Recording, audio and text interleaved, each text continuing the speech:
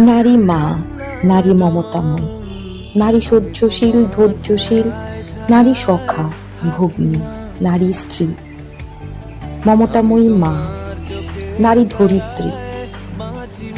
আবার এই নারী সংসার রক্ষার্থী দ্বিমুখী নারী, যে কিনা হাজার কষ্টের মাঝেও মুখে হাসি ফুটিয়ে রাখে। মা রূপী নারীর কোলে মাথা রাখলে যেন বুকের হাজার কষ্ট বিলীন হয়ে যায়। এই নারীর রূপে মুগ্ধ সারা পৃথিবী।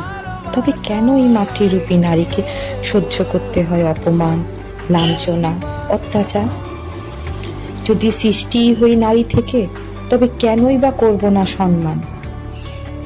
যারে পুঁজি করো জোরে, তবে তাকে লাঞ্ছনা দিই কোন সাহসে?